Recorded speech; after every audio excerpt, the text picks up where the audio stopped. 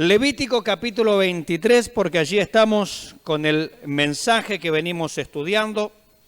Estamos viendo qué tema, las fiestas solemnes, ¿sí? Estamos en las fiestas levíticas. ¿Cuántas fiestas son en total? 7 fiestas. Y esta que vamos a ver hoy es la número. ¿Quién da más? ¿Quién da más? ¿La número?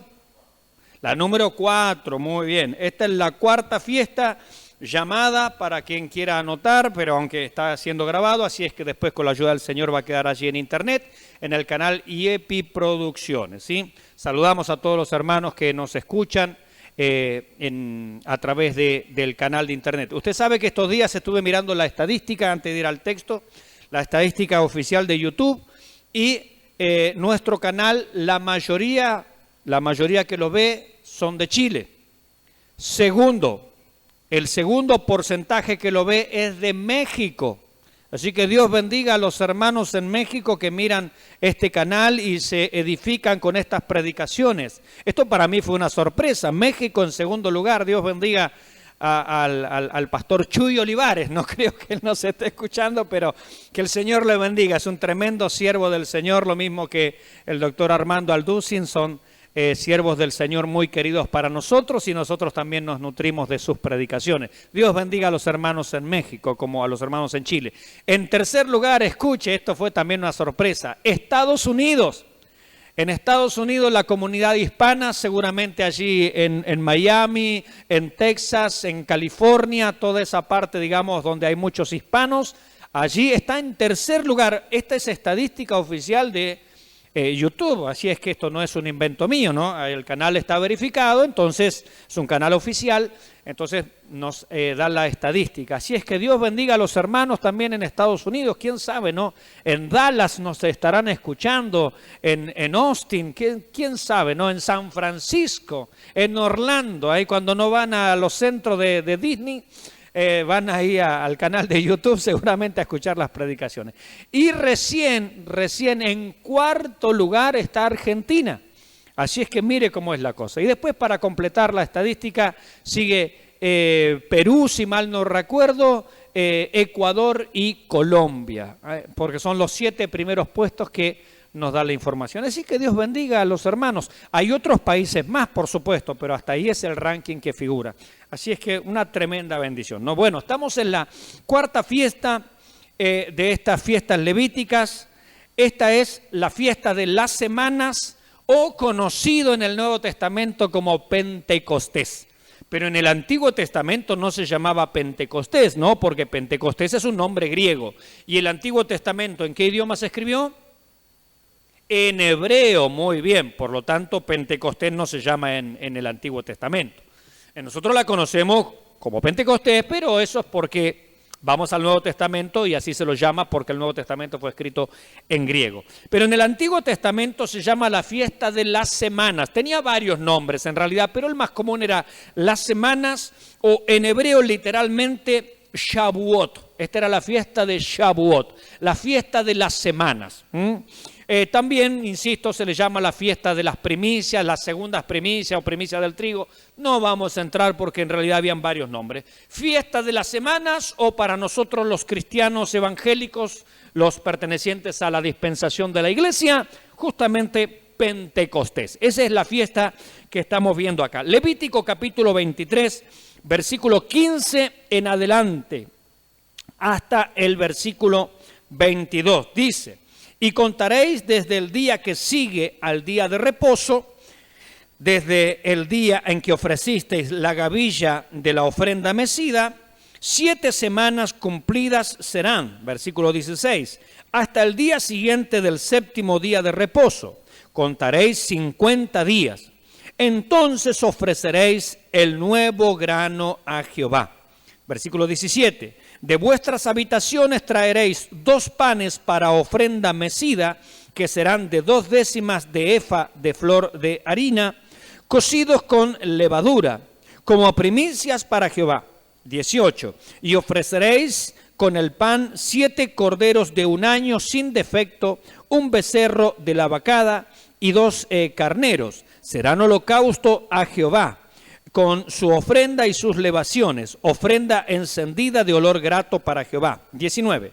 Ofreceréis además un macho cabrío por expiación y 2 corderos de 1 año en sacrificio de ofrenda de paz.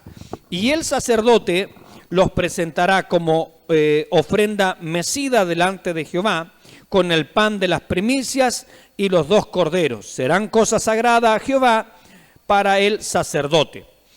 21. Y convocaréis en este mismo día santa convocación. Ningún trabajo de siervos haréis, estatuto perpetuo en donde quiera que habitéis por vuestras generaciones. 22. Cuando segareis la mies de vuestra tierra, no segaréis hasta el último rincón de ella, ni espigarás tu siega. Para el pobre y para el extranjero la dejarás, yo Jehová vuestro Dios. Amén. Qué pasaje también lindo. La primera fiesta que vimos, bueno, en primer lugar vimos el sábado, que no era una fiesta, sino que es simplemente un día que se apartaba en la semana, ¿cierto? El día sábado, el día séptimo, el día de reposo. Pero la primera fiesta que vimos se llamaba, empezaba con letra P, Pascua. Muy bien, y la Pascua nos hablaba del sacrificio, ¿sí? El sacrificio del Cordero, allá en el Antiguo Testamento, y eso prefiguraba el sacrificio de Jesucristo, quien es el Cordero de Dios. La segunda fiesta se llamaba, que duraba 7 días, desde el día 15 hasta el día 21, los panes sin levadura, muy bien, que nos hablaba de el pan vivo que descendió del cielo, un pan de cebada era. Acuérdense que los primeros frutos en realidad tenían que ver con la cebada, que es lo primero que maduraba, ¿cierto? Entonces, el pan de cebada era un pan sin levadura, toda esa semana comían panes sin levadura, y esto tipificaba al Señor Jesucristo. Es el pan vivo que descendió del cielo, no hay pecado en él, porque la levadura era símbolo, sinónimo del pecado justamente, ¿no? Y él es sin pecado, por supuesto. Después, el día domingo se hacía dentro de la fiesta de los panes sin levadura una tercera fiesta. ¿Cuál era? La fiesta de las primicias, y obviamente las primicias eran gavillas de cebada, ¿sí? Gavillas de cebada. Y esto nos dice Pablo, Jesucristo es primicia de los que durmieron, nos habla de la resurrección. Por eso se celebraba el día domingo posterior a la Pascua. El día domingo posterior a la Pascua, allí en el Calvario, es la resurrección. Y Pablo dice, primicia de los que durmieron es Jesucristo. Es decir, Jesucristo es el primero en resucitar para nunca más morir. Ya la muerte no se enseñorea. Y así como Él es el prototipo, Él es la muestra, todos los que pertenecen a Jesucristo, si nos toca morir, seremos resucitados, ¿sí o no? Amén. Él dijo, yo soy la resurrección y la vida. El que cree en mí, aunque esté muerto, vivirá. Gloria al Señor. Por eso Jesucristo justamente, dice Pablo, es tan importante creer en la resurrección. Si no hay resurrección, vana es nuestra fe. Quiere decir que el prototipo, la muestra, no fue apta. Y si la muestra no es apta, todo el contenido es desechado, por supuesto. Pero como Jesucristo es apto, también nos hace aptos. Gloria al nombre del Señor. Y ahora dejamos esas 3 fiestas que están juntitas ahí, una al lado de la otra, y nos vamos mucho más adelante. Versículo 15 dice, desde el día que ofrecisteis la gavilla, esto era domingo, por allá marzo, abril, ¿se acuerda? Pascua, domingo de resurrección, sí, marzo, abril, calendario de acuerdo al calendario lunar. Bien, pero estamos en marzo, abril. Este año cae en abril, ¿cierto? Bien, cae en abril. Este año 2020 cae en abril. Bien. Dice, desde el día que ofrecisteis la gavilla, es decir, el domingo de resurrección para nosotros, en este año, abril, dice, contaréis, dice, 7 semanas. Entonces, desde el domingo, una semana cae a sábado, la semana siguiente. A la otra semana termina en sábado, a la otra semana termina en sábado, termina en sábado. 7 semanas son 49 días, ¿cierto? Bien, fíjese lo que dice. Versículo 15, y contaréis desde el día que sigue al día de reposo, es decir, el día que se ofreció la gavilla, desde el día en que ofreciste la gavilla justamente de la ofrenda mecida, 7 semanas cumplidas serán. Versículo 16, hasta el día siguiente del 7º día de reposo. ¿Contaréis cuántos días? 50, claro, porque 7 semanas son 49, pero dice el día siguiente al día de reposo también se cuenta Entonces son 50 días. De allí que en el Nuevo Testamento esta fiesta se la llame Pentecostés. Literalmente significa quincuagésimo, es decir, el día número 50. ¿Sí? Así como está el 10º, el 20º, el 30º. Bien, tenemos también el quincuagésimo, es decir, el día 50, y de allí se toma en el Nuevo Testamento para decir Pentecostés. Por eso es esta cuenta. Entonces, repasando, el 14 de Aviv, según el calendario judío, es la Pascua, el sacrificio. El 15 de Aviv, al día siguiente, comienza la fiesta de los panes sin levadura hasta el día 21. Eso nos habla de la naturaleza o de la vida impecable del Señor Jesucristo, el pan vivo que descendió del cielo. Día 16, las primicias, se traía la gavilla de cebada que se hacía, se la mecía. ¿Y qué significaba ese mecer? Se lo hacía delante del altar del sacrificio, es decir, delante de la parrilla ahí para quemar los corderitos, ahí se la acercaba al fuego y se la retiraba, es decir, me consagro, pero Dios me bendice. Va al sacrificio, pero también resucita. Esa era la idea, por eso era el mecimiento delante allí del altar del sacrificio. Esto era el 16, primicias, la gavilla de cebada, y nos hablaba, por supuesto, de la resurrección. Ahora, 50 días después, luego de ese día, cuando se mecía la gavilla, nos va a dar por allá mayo, junio, este año seguramente toca en junio, 50 días después, para los hebreos es el mes de Sivan, con B corta, el mes de Sivan, allí toca entonces justamente la fiesta de Pentecostés. Ahora, básicamente esta fiesta también es muy parecida a la otra porque en aquel tiempo se llevaban las primicias de la cosecha, ¿cierto? En aquel caso de la cebada. En este otro caso, en Pentecostés, también se traen primicias. ¿Pero de qué cosecha? De la del trigo. Entonces, como la fiesta de las primicias allá en el domingo de resurrección de la gavilla de cebada representa al Señor Jesucristo, representa a aquel que primero ha resucitado, la fiesta de Pentecostés tiene que ver con la iglesia. ¿Por qué? Porque es la cosecha del trigo. Fíjese que en el Nuevo Testamento tenemos nuestro Señor Jesucristo resucitado. Cuando resucitó, estuvo 40 días apareciéndose a los discípulos, ¿verdad que sí? Usted lo ha leído, 40 días. En el día 40 Él asciende a los cielos, pero ¿qué le dice? Quedaos en Jerusalén, porque dentro de pocos días, ¿cuántos días? No, ¿dentro de cuántos días? No muchos días, Él no les dijo 10, sabemos por la historia que fueron 10. Pero Él no le dijo dentro de 10 días. ¿Él qué le dijo? Dentro de no muchos días o dentro de pocos días. La idea es la misma. No sabemos cuántos. ¿Serán 5? Podrían haber sido 5. Podrían haber sido 10. Podrían haber sido otros 40. No sabemos. El asunto es que Él les dijo, recibiréis poder de lo alto. Vendrá el Espíritu Santo sobre vosotros y me seréis testigos. Mis hermanos, algo parecido es lo que sucede en este tiempo con nosotros también, para hacer una analogía. Él dijo que volvería ¿cuándo? Pronto. ¿Y qué significa pronto?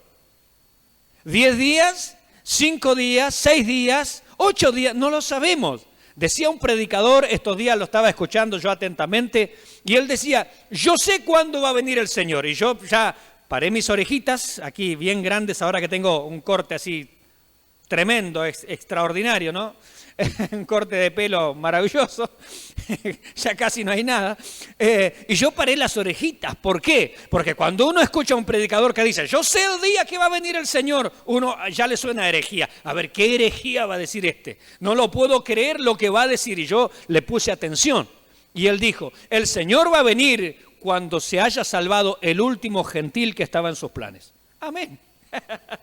Cuando entre el último granito de trigo en el granero del Señor, se va a producir la venida del Señor. Yo digo, tienes razón, ese es el día.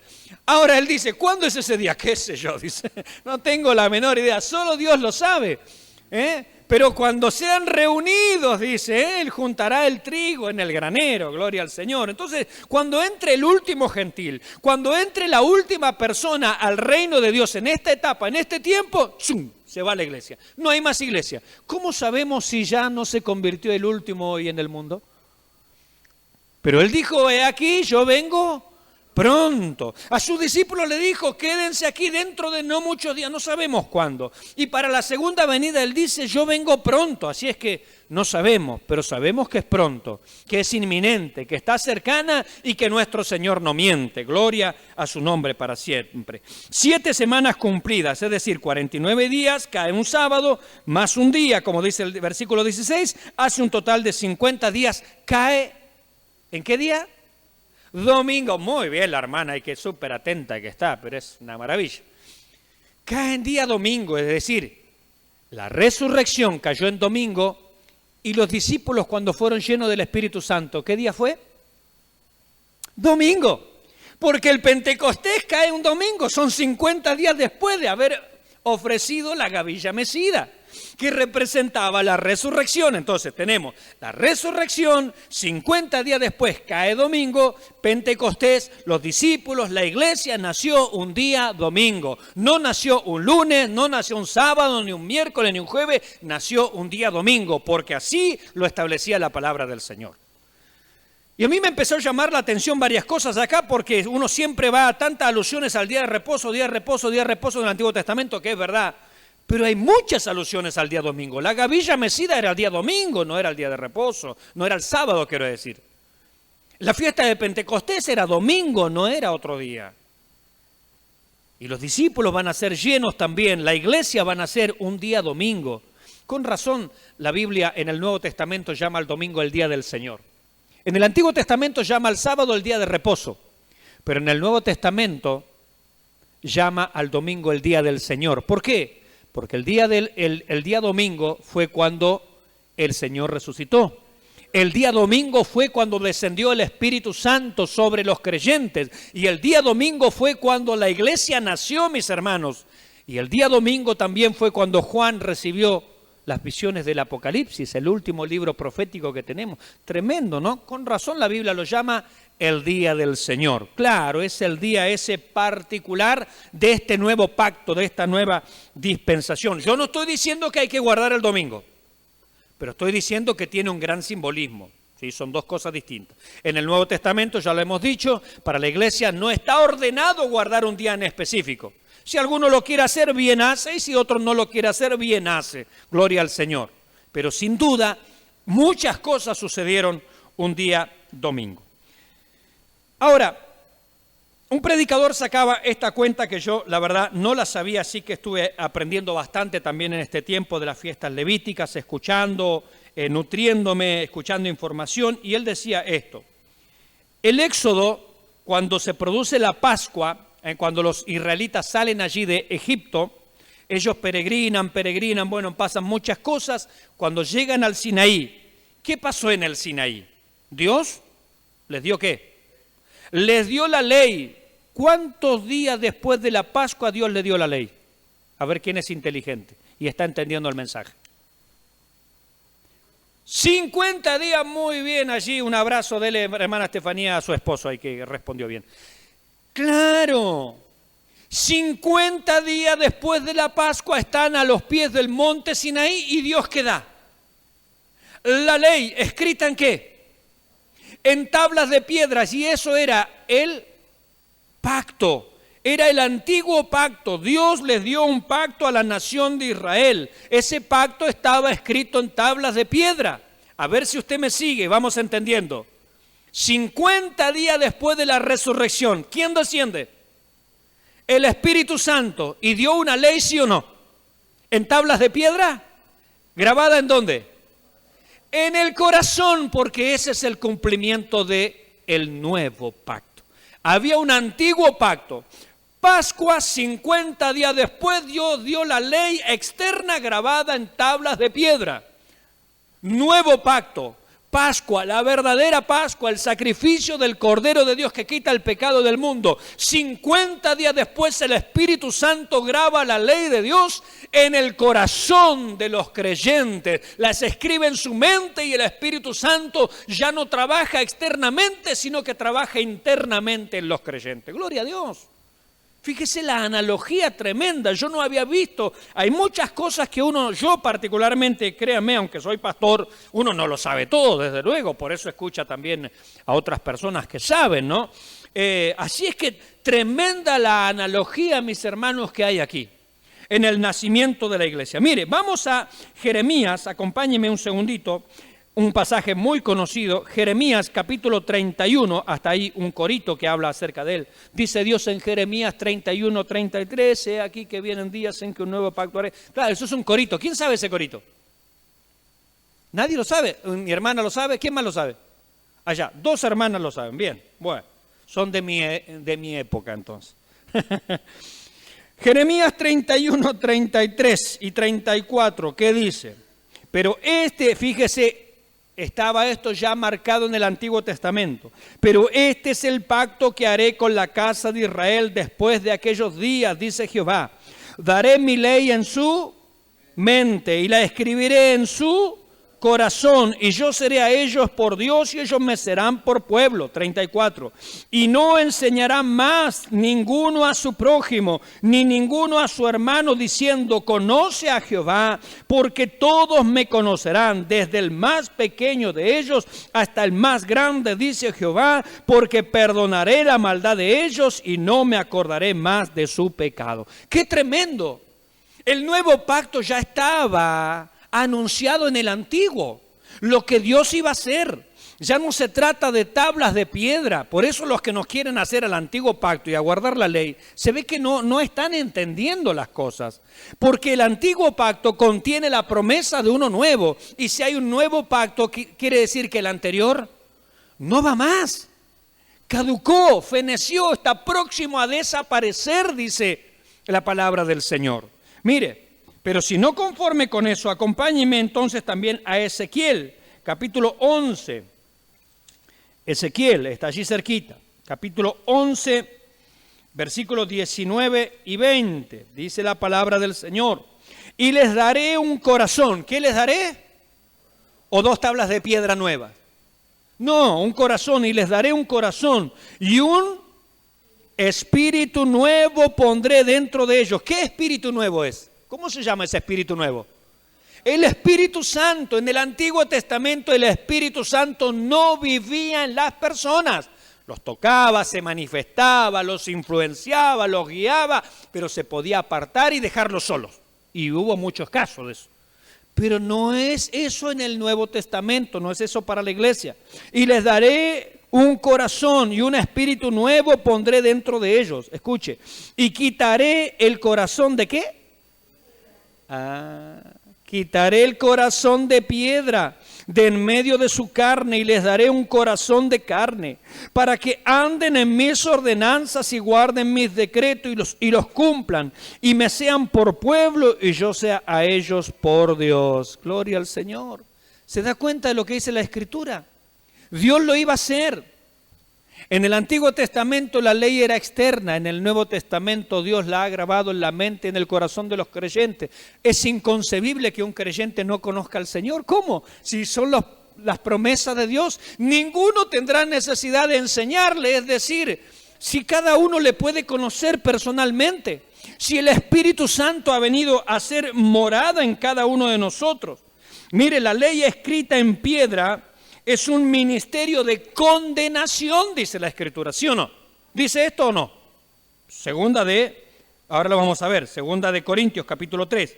Entonces, la ley esa del Sinaí, 50 días después de la Pascua, escrita en piedra, es un ministerio de condenación. El antiguo pacto, el Antiguo Testamento te condena, no te salva, nunca salvó a nadie. Nadie fue salvo por guardar la ley, ni antes, ni ahora, ni nunca, porque la ley no fue dada para salvar, sino para condenar, para mostrarle al hombre su pecaminosidad. su necesidad de un Salvador. Para eso fue dada la ley. Pero la ley de Cristo escrita en el corazón da vida. Este es el segundo pacto. Ahora sí, acompáñeme, por favor. Segunda de Corintios, capítulo 3. Espero que usted me esté siguiendo. Segunda de Corintios, capítulo 3. Mire qué pasaje tremendo, versículo 4 en adelante. Y tal confianza tenemos mediante Cristo para con Dios, no que seamos competentes por nosotros mismos para pensar algo como de nosotros mismos, sino que nuestra competencia proviene de Dios, el cual asimismo nos hizo ministros competentes. Escuche, ¿de qué? De un nuevo pacto. Si es nuevo, no tiene nada que ver con el anterior. De un nuevo pacto, no de la letra, sino del Espíritu, porque la letra mata, mas el Espíritu vivifica. Y ahí están los que no entienden nada y dicen: ven, pastor, estudiar la Biblia mata. Está hablando del estudio bíblico este pasaje. Ay, Dios mío, pero hay que ser, por Dios, hay que ser, diría el Chavo del 8, ¿no? Ya que los hermanos en México nos escuchan, hay que ser, diría el Chavo, ¿no? El don Ramón mejor creo que lo diría, ¿no? Hay que ser. Fíjese, versículo 7. Y el ministerio, escuche, ministerio de muerte grabado con letras en piedra. ¿Cuál ministerio fue grabado con letras en piedra? El de la ley en el Sinaí. Está hablando de la ley, no de estudiar la Biblia. Por eso los que no entienden mucho empiezan: no, lo que pasa es que esta iglesia estudia la Biblia, eso apaga el espíritu, pastor. No, apaga la ignorancia. Apaga la herejía el estudio bíblico. Apaga esas cosas.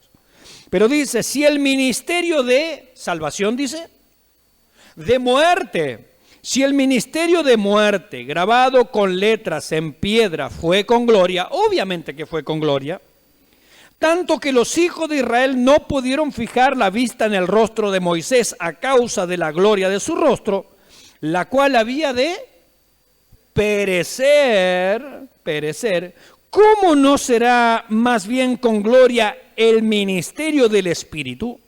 Porque si el ministerio ve que no es una opinión mía, está hablando de la ley, está hablando del Sinaí, está hablando del antiguo pacto. ¿Era un ministerio de qué? De condenación.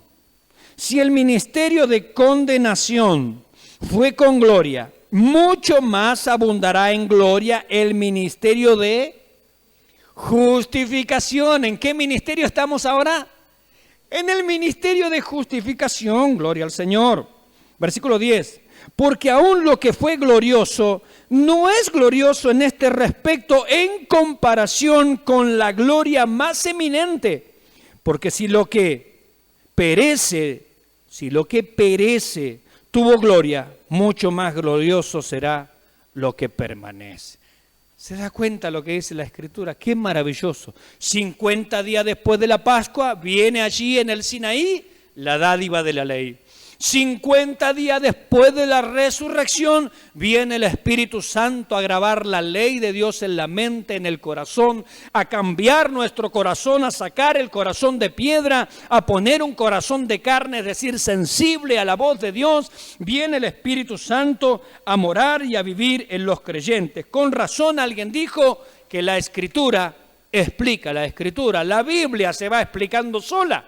No tenemos nosotros ni que interpretarla, tenemos que dejar que ella hable, que ella nos enseñe. Con razón era promesa del antiguo decir: nadie tendrá necesidad de decir conoce al Señor, porque todos me conocerán. Pero para conocerle necesitamos venir a la palabra del Señor, mirarnos en el espejo de la ley y mirar nuestro corazón, mirar nuestro rostro y también sobre todas las cosas mirar la hermosura de Jesucristo que está grabado en estas palabras. ¿Quién conoce la palabra del Señor verdaderamente? Y yo no estoy hablando de un acto intelectual, de contar las letras, no. Dejar que esta palabra se haga vida en nuestros corazones. Tenemos el Espíritu Santo, decíamos el otro día que también el Espíritu Santo es presentado como las primicias. Tenemos las primicias del Espíritu. El creyente fue sellado con el Espíritu Santo hasta el día de la redención, mis hermanos. La unción que hemos recibido del Santo, la unción que hemos recibido de Dios, permanece sobre nosotros, dice la palabra. La unción nos enseña todas las cosas, podemos entenderlas, podemos discernir, podemos entender la diferencia entre el bien y el mal. La palabra de Dios va alumbrando nuestra mente, los ojos de nuestro entendimiento van siendo alumbrados, mis hermanos. No puede ser, es inconcebible que un creyente ande en tinieblas. Es inconcebible, absolutamente inconcebible. Porque el que conoce la palabra del Señor no tropezará.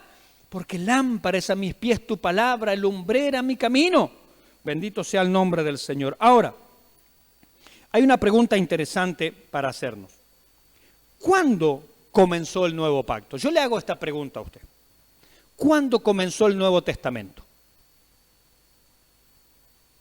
¿Cuándo comenzó el Nuevo Testamento? Nuevo Testamento es pacto, ¿cierto? Si decimos que hay un antiguo pacto y la Biblia en el antiguo pacto nos anuncia, va a venir un nuevo pacto, es aquí en que vienen días en que hará un nuevo pacto. ¿Cuándo comenzó ese nuevo pacto? ¿Cuándo?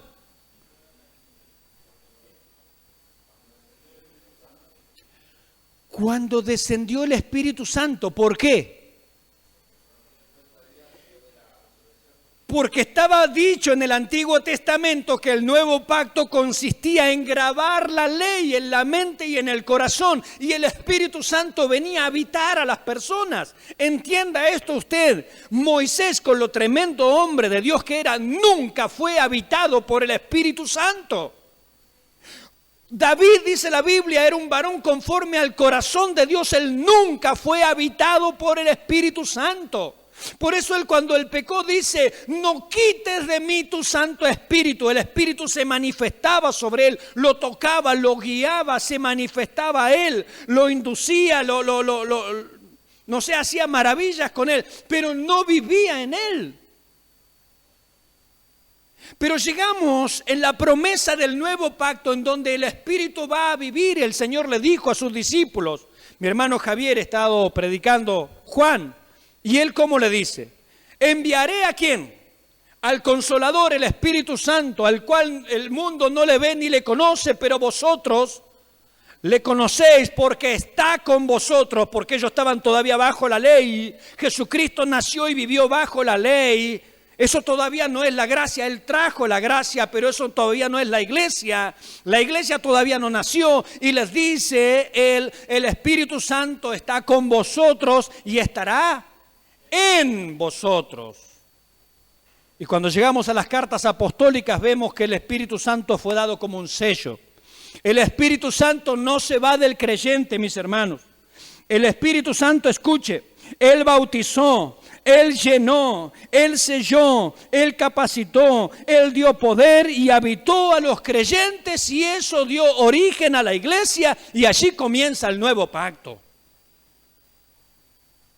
Nosotros tenemos una hojita en nuestra Biblia, ¿cierto? Usted llega a Malaquías y después viene una hojita en blanco, ¿cierto? ¿Y qué dice? Dice el nuevo. Quiero decirle que esa hojita está mal puesta. ¿Cómo? Sí, está mal puesta, porque el Nuevo Testamento comenzó el día de Pentecostés. Porque el nuevo pacto, el Nuevo Testamento tiene que ser en el momento en que se cumplen las promesas de cómo iba a ser el nuevo pacto. Daré mis leyes en su mente, la grabaré en la tabla de su corazón, pondré mi espíritu dentro de vosotros. ¿Cuándo sucedió eso? Yo le pregunto a usted. ¿Cuándo sucedió? En Hechos 2. La hojita en blanco esa, no arranque ahora ninguna hojita, por favor. Pero es para información nuestra. La hojita en blanco esa que dice Nuevo Testamento debería estar puesto allí en Hechos 2. ¿Por qué? Porque Jesucristo nació perteneciendo a la iglesia o perteneciendo ¿a quién? A la ley. La Biblia dice que Él nació bajo la ley y Él vino a cumplir la ley. Por lo tanto, la vida de Jesucristo es la vida en cumplimiento a todas las demandas de la ley. Él nació bajo la ley para redimir a los que estaban cautivos bajo la ley, porque la ley los condenaba, pero Él los vino a redimir. Y luego de la resurrección, 50 días después, es enviado el Espíritu Santo y ahí comienza el nuevo pacto, donde el Espíritu Santo viene a morar, viene a bautizar, a llenar, a sellar, a capacitar, a dar poder y a habitar permanentemente a los creyentes hasta el día en que Jesucristo vuelva. Porque dice Efesios que el Espíritu Santo es las arras de nuestra herencia hasta la redención de la posesión adquirida. Es decir, el Espíritu Santo es un sello que garantiza que nos iremos con Él. Cuando Él venga a redimirnos, a buscarnos, Él mirará, este es mío, este no es mío, aquel es mío, este no es mío. Y los muertos en Cristo, los que hayan ya fallecido, resucitarán primero. Gloria al Señor. Porque Jesucristo es la fiesta de las primicias. Él es el primero. Así que como Cristo ha resucitado, los que ya fallecieron en Cristo resucitarán también. Y nosotros seremos justamente arrebatados, dice la palabra del Señor. Nació la iglesia. El nuevo pacto, decíamos, el Nuevo Testamento inicia en el Pentecostés. Por eso no podemos hablar de la iglesia del Antiguo Testamento. Eso es un grosero error. ¿Cuándo nació Argentina como nación? 1816. Como nación nació en 1816, ¿cierto? Declaración de la Independencia. Podemos hablar, bueno, la nación argentina en el 1427, no, es una ridiculez, no existía. Por eso hablar de la iglesia en el Antiguo Testamento es absurdo. La iglesia nació en Hechos 2. ¿Y el periodo o dispensación de la iglesia cuándo termina? Cuando venga el rapto, en estos días nomás, en estas horas, unos minutos después de esta reunión, quién sabe. Él dijo dentro de poco, vengo en breve. Gloria al Señor. Entonces, mire lo que dice el versículo 16. Volvemos a Levítico. Dice, hasta el día siguiente del séptimo día de reposo, contaréis 50 días. Entonces ofreceréis, ¿el qué? ¿Es el mismo grano de antes? No, es un nuevo grano. Es un nuevo grano, esta es la cosecha del trigo. Mis hermanos, la fiesta anterior fue la fiesta de la cebada, la gavilla de cebada, pero ahora es el nuevo grano, es la fiesta del trigo. Acá ya no estamos hablando de la cebada, no estamos hablando de aquello, estamos hablando del nuevo grano, de la iglesia estamos hablando, prefigurada por supuesto aquí, ¿no? Versículo 17, de vuestras habitaciones, escuche, traeréis 2 panes para ofrenda mecida, que serán de 2 décimas de efa de flor de harina, cocidos con levadura como primicias para Jehová.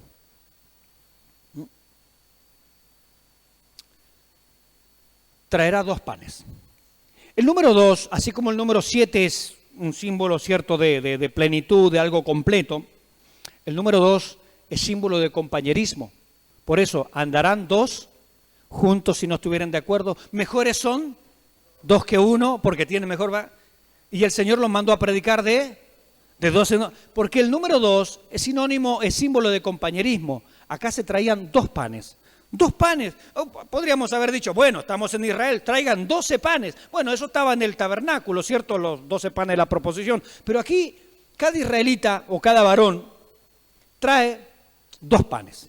2 panes, ¿por qué? Porque son símbolos de compañerismo, de algo que va junto, de algo que está uno al lado del otro, mis hermanos. Estos panes, fíjese que son, justamente amasados con levadura. Dice que eran 2 décimas de efa de flor de harina, esos son 4,5 litros más o menos, un bol que entran 4,5 litros, bueno, eso de harina refinada, eso es flor de harina, y con eso se hacían estos panes. Ahora, lo interesante es que Dios había dicho, a mí no me traigan cosas con levadura, ¿se acuerdan? Pero ahora dice, para esta fiesta que tipifica la iglesia, panes con levadura. ¿Y qué significaba la levadura? El pecado. Y está hablando de 2, de compañerismo, pero de 2 panes con levadura.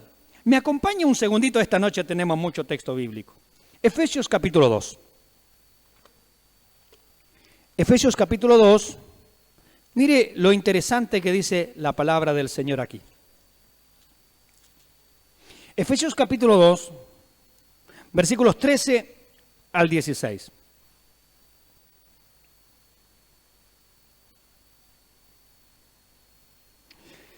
Pero ahora en Cristo Jesús, escuche, vosotros que en otro tiempo estabais lejos, habéis sido hechos cercanos por la sangre de Cristo. 14. Porque Él es nuestra paz. Que de, ¿cuántos son ambos? 2.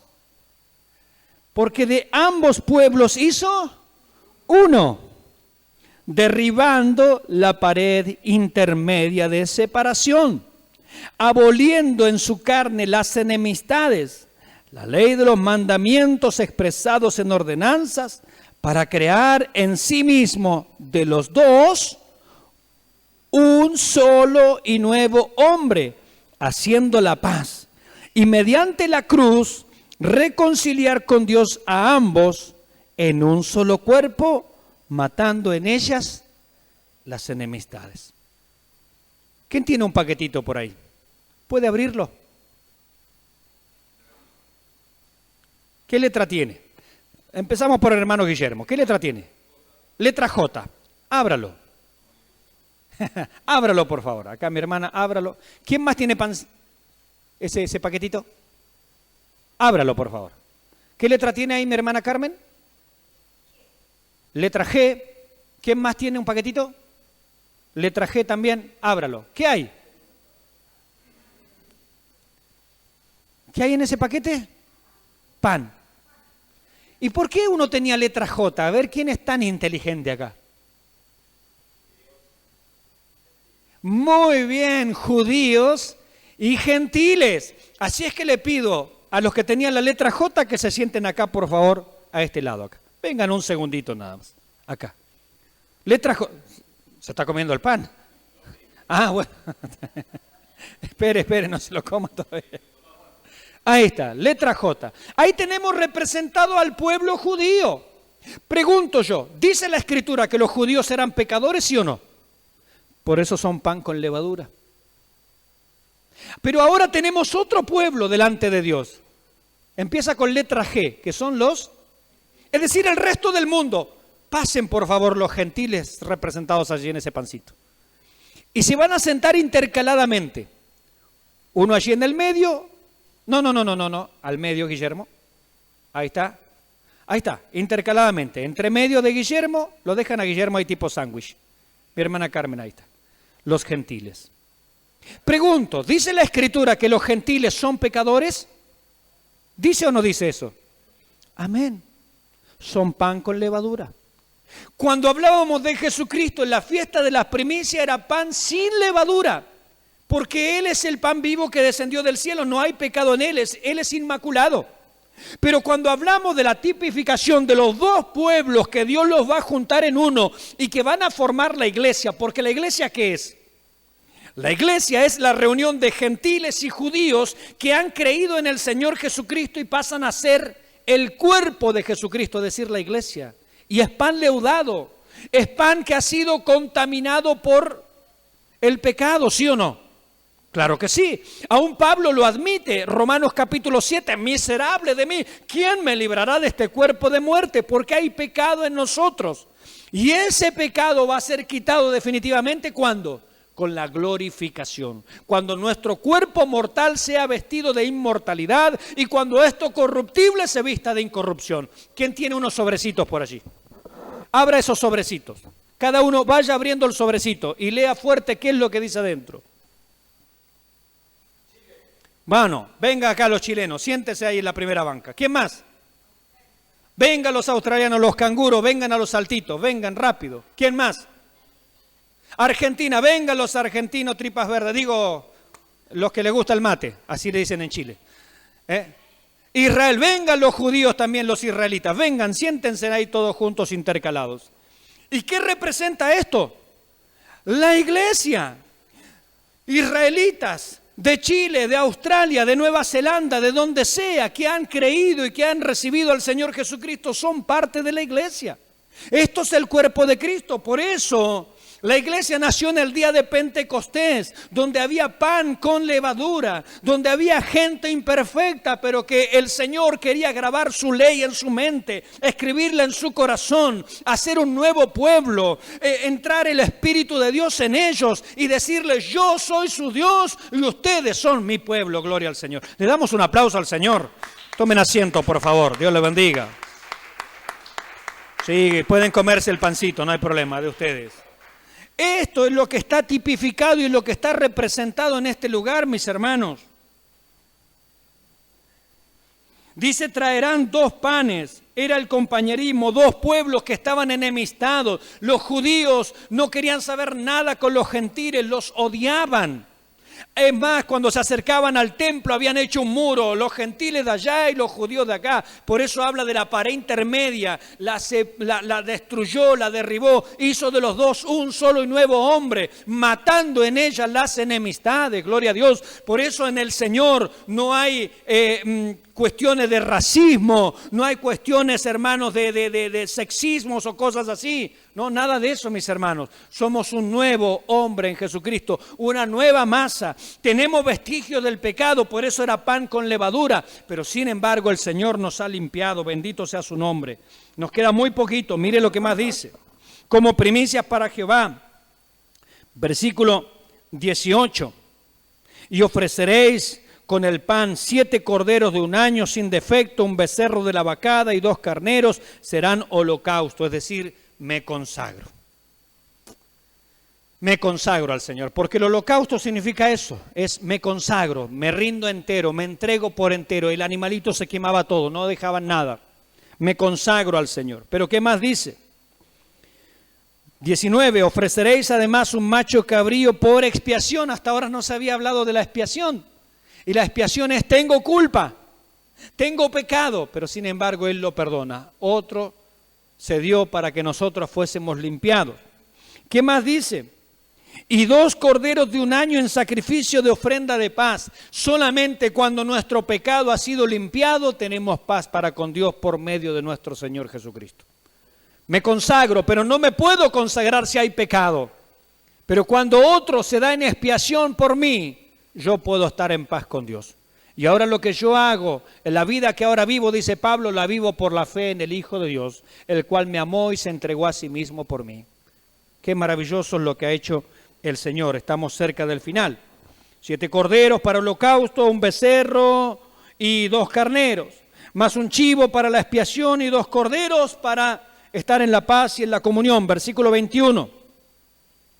Y convocaréis en este mismo día santa convocación. ¿No había una santa convocación allí en el Pentecostés? Cuando llegó el día de Pentecostés, ese día domingo, estaban los hermanos unánimes, en un mismo espíritu, en un mismo sentir, buscando, en obediencia a la palabra del Señor. Quédense aquí, van a ser investidos. ¿Cuándo, Señor? Dentro de no muchos días, no importa, pero quédense. Y allí estaban, en obediencia, en unanimidad, porque esto es lo que nos habla la palabra del Señor. Y convocaréis en este mismo día santa convocación. Ningún trabajo de siervos haréis. Porque ¿quién hizo el trabajo ese día? ¿Fueron los apóstoles? ¿Fueron los discípulos? ¿Quién hizo el trabajo? Fue el Espíritu Santo, claro, en el día del nacimiento de la iglesia, el Espíritu Santo, enviado por Jesucristo, obviamente, no enviado por el Padre. Él hizo el trabajo, Él los llenó, Él los selló, Él los capacitó, Él los envió, para que sean testigos del Señor Jesucristo. Y hasta acá ha llegado ese fuego, hasta acá ha llegado esa investidura. Hermanos, hoy no estamos buscando, como algunos dicen, danos un nuevo Pentecostés. Hasta hay un himno que no piensen que yo lo voy a cantar. Pero que dice, danos un nuevo Pentecostés. Hermanos, no, Dios no va a dar un nuevo Pentecostés, ya lo dio. El Espíritu Santo ya vino, ya descendió, ya fue enviado. Si Él diera otro Pentecostés, significa que el anterior no sirvió, fue imperfecto, fue ineficaz. ¿Qué falló el sacrificio? ¿Qué falló la resurrección? No, hermanos, cuando se cae uno, se cae todo. Porque este es el plan eterno de Dios. Así como no va a haber otra cruz del Calvario, no va a haber otro Pentecostés. Yo no sé por qué algunos hermanos hasta cantan un himno, danos otro Pentecostés. Eso es una herejía. Dios no va a dar otro Pentecostés, no va a dar otra resurrección, no va a dar otra cruz del Calvario, no va a dar otra dádiva de la ley en el Sinaí. No lo va a hacer, mis hermanos. Sí, Él va a hacer cielos nuevos y tierra nueva. Gloria al Señor, donde mora la justicia. Maravilloso es el Señor. Lo que hoy necesitamos es avivar lo que el Señor ya nos ha dado. Hay hermanos pobres que se les ha enseñado mal y están todavía pidiendo el bautismo del Espíritu, cuando el bautismo del Espíritu es una obra que comenzó en el día de Pentecostés y dura hasta el día de hoy. Cada persona que viene a Jesucristo es sumergida en el cuerpo de Cristo, es bautizada con el Espíritu Santo, es parte de la iglesia. Yo tengo una camisa blanca en este momento y una corbata negra con detalles ahí en violeta y lila. Mire, si yo le dijera a mi esposa, quisiera que para el Día del Padre me regales una corbata negra con detalles en violeta y lila. Ella me diría, ¿para qué? Si ya tenés una. Así pienso yo que dirá nuestro Padre Celestial cuando creyentes le piden el Espíritu Santo. Y Él dirá, ¿y para qué? Si ya te lo di. Desde el Pentecostés te lo di. El único Pentecostés que ha habido y que habrá, no habrá otro. Porque eso es como creer que va a haber dos raptos. Es como creer que va a haber 2 milenios. No, bueno, yo no pude participar del primer milenio y le pido al Señor, dame otro milenio. No, Dios no lo va a hacer. No lo va a hacer, ya lo hizo. Y lo tenemos disponible. Para cada uno de nosotros, mis hermanos, estas tremendas bendiciones. Santa convocación, es una reunión, los creyentes estaban ahí reunidos y hoy toda persona que en el mundo, de donde quiera que sea, conoce a Jesucristo, entra en esta santa convocación también, mis hermanos. Somos el cuerpo de Cristo, somos la iglesia en este tiempo que estamos aquí. Y dice, no harán trabajo. ¿Por qué? Porque la obra ya la hizo Él, tenemos que descansar en Él.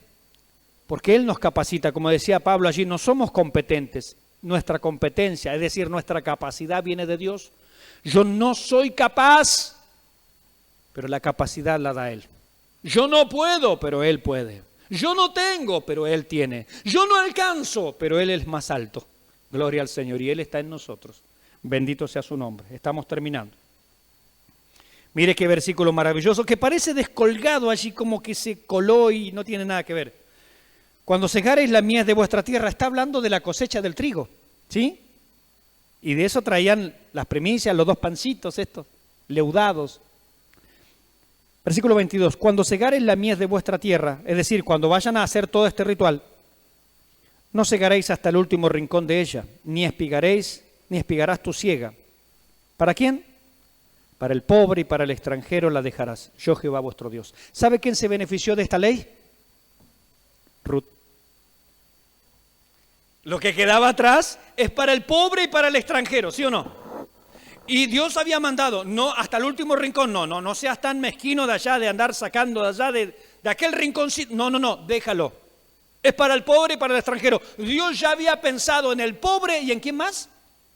En el extranjero. ¿Hay algún pobre de espíritu aquí? ¿Hay algún extranjero a los pactos y planes de Dios? Aquella pobre Ruth, que decía la ley, no entrará moabita en la congregación. Sin embargo, Ruth entró porque Dios ya lo tenía tipificado. Dios ya lo tenía allí previsto. Cuando se predicó allí en el día de Pentecostés, Jerusalén, ¿sabe de qué estaba llena? De extranjeros.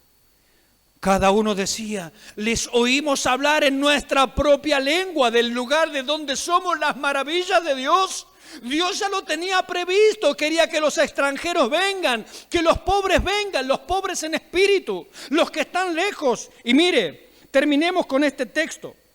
Efesios capítulo 2, versículo 19. Así que ya no sois extranjeros ni advenedizos, sino conciudadanos de los santos y miembros de la familia de Dios. ¿No le damos la gloria al Señor por todo esto?